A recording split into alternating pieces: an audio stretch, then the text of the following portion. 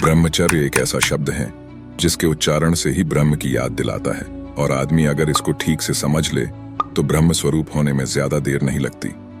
बहुत सारे लोग ब्रह्मचर्य को धारण करने की कोशिश तो करते हैं मगर नाकाम हो जाते हैं।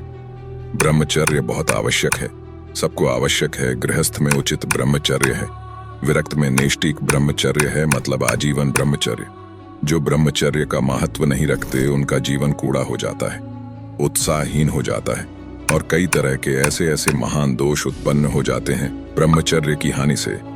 तो ब्रह्मचर्य की हानि ना होने पाए ऐसा आहार विहार दिनचर्या का खास ध्यान रखा जाना चाहिए। मैं आपको इस वीडियो में कुछ ऐसी गलतियां बताऊंगा जिनको आपको नहीं करना है, और इन्हीं गलतियों को सुधारने से आप आजीवन ब्रह्मचर्य को भी धारण कर सकते हो। तो चलिए बताता हूं वह कौन सी गलतियां हैं जो आपको नहीं करनी चाहिए।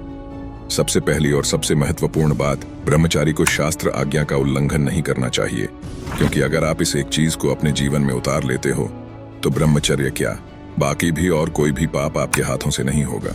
और जो शास्त्र आज्ञा का पालन करता है वह जीवन भर खुश और सुखी रहता है, क्योंकि धर्म पालन करने वाले व्यक्ति के पास धन दौलत ऐश्वर्य सब कुछ आ जाता है।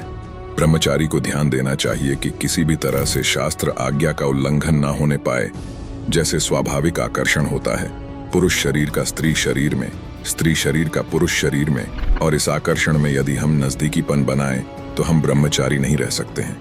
जैसे अन्य इंद्रियों के भी आकर्षण है, तो हमको अपनी मनोवृत्ति को देखना चाहिए कि काम संबंधी आकर्षण किस तरफ है और उस दिशा से बचना चाहिए, क्योंकि ब्रह्मचर्य एक ऐसी अमोघ वस्तु है कि जो चिंतन मात्र से भी नष्ट हो सकती है।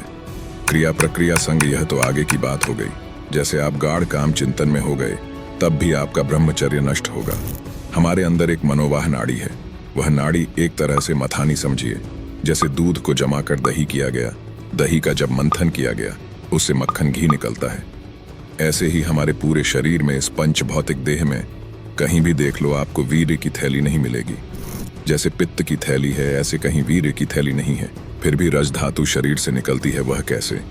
जब आप किसी स्त्री या पुरुष के साथ किसी भी प्रकार की दोष दृष्टि से देखते हो, या किसी भी काम विषय का चिंतन करते हो, या अपने प्राइवेट पार्ट को गलत उद्देश्य से छूने से भी आपका ब्रह्मचर्य नष्ट हो सकता है, क्योंकि जो हमारे शरीर में मनोवाह नाड़ी मथानी का कार्य करती है, जब आप मैंने बताई हुई कोई भी गलती करते हो तो जो हमारी मनोवाह नाड़ी है वह मंथन कर देगी। वह आपके सारे शरीर के रक्त से वीर्य को इकट्ठा कर लेगी, और जब मंथन कर दिया तो फिर वह आपका वीर्य लघु शंका में या स्वप्न दोष में किसी न किसी तरह वह निकल ही जाएगा। तो इन चीजों से ज्यादा बचना चाहिए, ध्यान देना चाहिए। अखंड ब्रह्मचारी के लिए चिंतन भी रोकना आवश्यक है, क्योंकि ध्याय तो विषयांत संगस्थि सूप जायते। जहां हम विषयों का ध्यान किया उसमें आसक्ति पैदा हो गई, फिर आगे क्रियाएं होने लगेंगी। तो हमारा जिधर काम आकर्षण है उनके संग से, उनके संभाषण से हमें बचना चाहिए। दूसरी बात, एकांत में कभी भी नहीं रहना। ब्रह्मचारी को कभी भी एकांत में काम संबंधी चेष्टाओं का सानिध्य नहीं करना चाहिए। बिल्कुल किसी भी बहाने से पराई स्त्री से संभाषण, किसी भी बहाने से स्पर्श करना, किसी भी बहाने से मोबाइल में चित्र आदि देखना। आजकल मोबाइल मनुष्य को भ्रष्ट करने के लिए सबसे घातक साधन हो गया है। साधक को मोबाइल का इस्तेमाल बहुत ही ज्यादा सावधानी से करना चाहिए, क्योंकि कामोत्तेजना जब चढ़ती हैं तो वही विषय हमें अच्छा लगता है, तो उस विषय का किसी भी तरह से हम पोषण ना होने दें। ये पक्की जीवन की बात समझ ले। अगर ब्रह्मचर्य रहना है तो विपरीत आकर्षण जो होता है पुरुष का स्त्री के प्रति और स्त्री का पुरुष के प्रति, हमें उससे दूरी बनाकर रहना है। यह हमें याद रखना है। अगर तनिक भी थोड़ी सी भी गलती हो गई तो साधक गिर ही जाएगा, ब्रह्मचर्य भ्रष्ट ही हो जाएगा। और जब कोई भी मनुष्य या स्त्री ब्रह्मचर्य का पालन करते हैं तो जब आपको कोई भी पारलौकिक चीज प्राप्त होने वाली होती है तो माया उसको सुविधा देती है ब्रह्मचर्य नष्ट करने की। यह ध्यान रखना चाहिए। जैसे ही आप नियम लिए कि मैं आजीवन ब्रह्मचारी रहूंगा, तो आपको पक्की सुविधा एक समय आएगी कि आप आराम से भोग लीजिए। कोई परेशानी नहीं, कोई नकारात्मक सोच भी नहीं आएगी।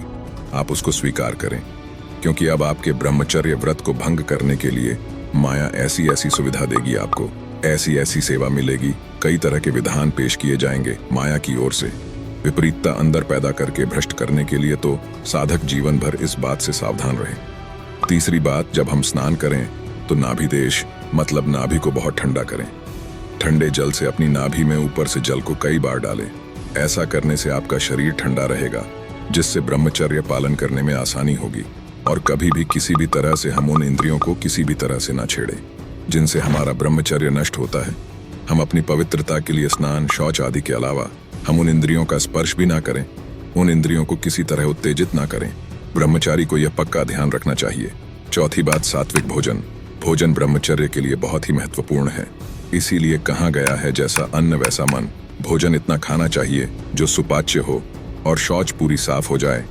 अगर कब्ज रहेगा तो फिर हमारा ब्रह्मचर्य नष्ट होने की संभावना रहती है, क्योंकि कब्ज होने से वीर्य स्खलित होने की संभावना रहती है। ब्रह्मचर्य को उचित आहार विहार से संयम में किया जाता है और ब्रह्मचर्य को मजबूत पुष्ट रखने के लिए कम से कम 48 मिनट बिना हिले डुले पद्मासन और सिद्धासन का अभ्यास करना चाहिए।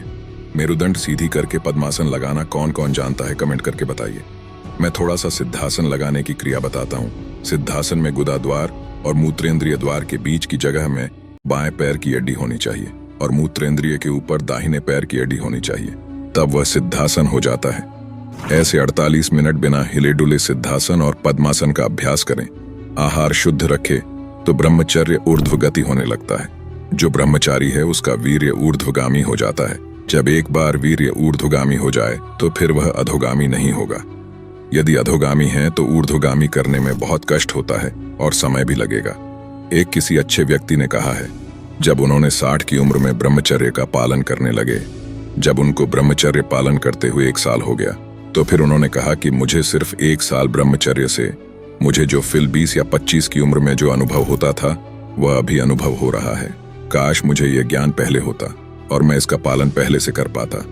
अगर मुझे ब्रह्मचर्य का बुढ़ापे में इतना असर हो रहा है तो जो अभी जवान है वह अगर इसका पालन करेंगे तो उनको कितना फायदा होगा, यह मैं शब्दों में नहीं बता पाऊंगा।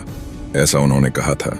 तो भाई, बढ़िया अवसर है जीवन को ब्रह्ममय बनाने का। तो खान पान में खटाई और मिठाई का जितना हो सके उतना कम मात्रा में सेवन करें।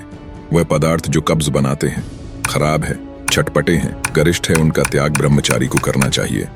जो ज्यादा मीठा, खट्टा, तीखा, चटपटा ना हो, भोजन सात्विक तथा ताजा हो और भोजन बनने के 3 घंटे से पहले पहले उसका सेवन कर ले।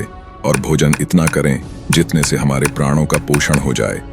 अब होटलों का भोजन खावे, खूब मिठाइयाँ खावे, सोचे ब्रह्मचारी रह जाए तो असंभव है। हाँ, मीठा आदि कभी थोड़ा लघु मात्रा में ले लिया चलेगा, मगर खटाई तो बिल्कुल त्याज्य है। बासी अन्न त्याज्य है। अपवित्र स्थिति में बनाए गए अन्न त्याज्य है। तब जाकर हमारे विचार शुद्ध होंगे, मन शुद्ध होगा। तब समझिए कि आप सच्चे ब्रह्मचारी हों। हर इंद्रिय का, वाणी का ब्रह्मचर्य होना चाहिए, व्यर्थ की बकवास नहीं। भगवत चिंतन, हितकर, मधुकर वाणी हो। नेत्रेंद्रिय का ब्रह्मचर्य, सब में भगवत भाव देखना, कहीं कोई काम आदि की चेष्टा को ना देखना। श्रवणेंद्रिय का ब्रह्मचर्य, भगवत चर्चा सुनना, शास्त्र चर्चा सुनना, व्यर्थ की बातें ना सुनना। ऐसे हर इंद्रियों का ब्रह्मचर्य होगा, तभी आप ब्रह्मचर्य का पालन कर पाओगे। ब्रह्मचर्य का मतलब ब्रह्म में ही स्थित महापुरुष सच्चा ब्रह्मचर्य का स्वरूप है। ब्रह्म में स्थित महापुरुष तो आपका ब्रह्मचर्य आपको वहां पहुंचा देगा। और शयन करने में दाईं करवट का ज्यादा प्रयोग करें। दाईं करवट ब्रह्मचर्य पुष्ट करने के लिए लाभदायक होती है। और शयन 5 घंटे से अधिक नहीं, 24 घंटे में 5 घंटे शयन पर्याप्त है। फिर आगे चल करके तो और संयम हो जाता है। जैसे बहुत सारे पंथ के साधु संत 8 या 9 बजे सो जाते हैं और 12 या 1 बजे उठ जाते हैं। फिर से वही आध्यात्म की दिनचर्या चलती रहती है। हर समय ध्यान रखें, जब आप बैठे तो मेरुदंड सीधा रहें, इसका ध्यान रखें। सोते समय आगे नासाग्र दृष्टि रखें और सावधानी से शयन करें। शयन करते समय बड़ा खतरा है। शयन के समय हमारी इंद्रिया और मन बहुत चंचल होता है। उस समय अगर ब्रह्मचारी भगवत चिंतन करते हुए, तन्मयता धारण करते हुए नींद में चला गया तो बच जाएगा। अगर कहीं उस समय थोड़ी सी भी छूट दे दी और साधक के पास में मोबाइल है तो कभी ब्रह्मचारी नहीं रह सकता। आप अगर मोबाइल रखते हो तो आपको बहुत ही सावधान रहने की आवश्यकता है। अगर रखते भी हो तो सत्संग ये सब सुनने के लिए इस्तेमाल करना। मोबाइल पास में रहने पर बहुत खतरा है ब्रह्मचर्य नष्ट होने का। क्योंकि देखो, जो शास्त्र पद्धति है, गोस्वामी तुलसीदास जी कह रहे हैं, जो आपन चाहे कल्याणा, सुजसु सुमति शुभ गति सुख नाना, जहाँ सुमति तह संपत्ति नाना, जहाँ कुमति तह बिप्ति निदाना, सो पर नारी लिलार गोसाई, तजू चुथी के चंद किनाई। अर्थ है, सुजसु धर्म से कहा, सुमति से अर्थ कहा, शुभ गति से मोक्ष कहा, सुख नाना से काम कहा। इन चारों पदार्थों को धर्म, अर्थ, काम, मोक्ष से कल्याण होता है। यही चारों पदार्थ कल्याण करने वाले हैं। चौथ के चंद्रमा को देखने के लिए कलंक बताया जाता है। ऐसे ही माताओं बहनों की तरफ एकाकार दृष्टि करके देखोगे तो तुम्हारे अंदर दोष उत्पन्न हो जाएगा। महापुरुषों ने जो कहा है कि अगर शुभ गति चाहिए, शुभ कल्याण चाहिए, तो परस्त्री के चरणों की तरफ देखो। भाव तुम्हारा शुद्ध रहेगा। बात करनी है, अपनी नजरों को चरणों की तरफ रखकर बात किया करो। नजरें पैरों की तरफ रखकर बात करोगे तो मन की हिम्मत नहीं कि हमें फीस ला दे, नहीं तो कहीं ना कहीं मन हमारा फंसा सकता है, कहीं ना कहीं हमारे अंदर दोष दर्शन आ सकता है। तो इन सब विशेष बातों को ध्यान में रखना सबसे खास बात है। और हर समय नाम जप करना है। आप ध्यान देकर देखना, अगर नाम जप चल रहा है तो आपके अंदर कभी भी काम बेकार नहीं आएगा। अगर नाम जप से चूक गए तो सब मिटिया मिट हो जाएगा, और नाम जप हो रहा है तो सब संभल जाएगा। पक्का समझना, संभल जाएगा, क्योंकि भगवत चिंतन हो रहा है ना, नाम जप चल रहा है ना, वो सब संभाल लेगा, सब इंद्रियों को अंतर्मुख कर लेगा। भजन नहीं है तो फिर अध्यात्म को धारण करना कठिन है। वैसे अब क्या बताएं कि ऐसा समय आया है।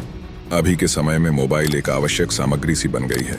सबसे बेस्ट लगता है मुझे सत्संग सुनने के लिए मेमोरी कार्ड रखो, नहीं तो सत्संग सुनने के लिए सर्च करने जाओ, और सत्संग सुनते सुनते कभी ऐसी बुद्धि हो जाएगी कि सर्च करके हम गलत भी देख सकते हैं, और एक बार अगर उतर गए, फिसल गए, तो फिर वो फिसल ही गया।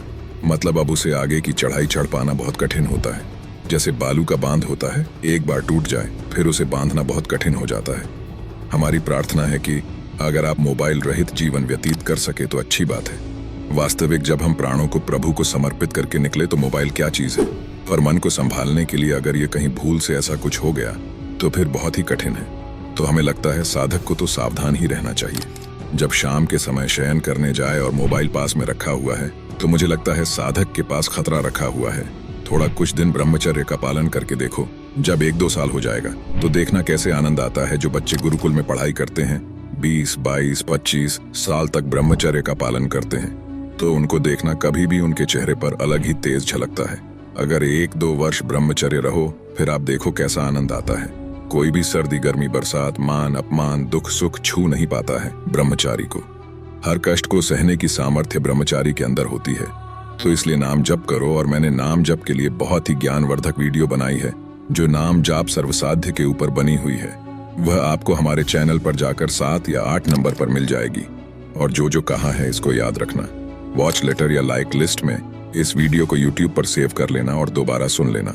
और हाँ, ये सारी चीजें ब्रह्मचर्य के लिए बहुत ही आवश्यक है। हम कोई किसी भी तरह से इंद्रियों का दुलार न करें, किसी भी तरह हम ऐसा आहार न करें, किसी भी तरह हम ऐसा व्यवहार न करें, तो हमारा ब्रह्मचर्य पुष्ट होता चला जाएगा। भगवान की भक्ति भी आपको ब्रह्मचर्य धारण करने के लिए सहायक है। मैंने नवधा भक्ति के ऊपर वीडियो बनाई थी जो काफी ज्यादा ज्ञानवर्धक है। मैं चाहता हूं कि आप उस वीडियो को भी देखिए और नाम जप वाली भी वीडियो को देख लेना।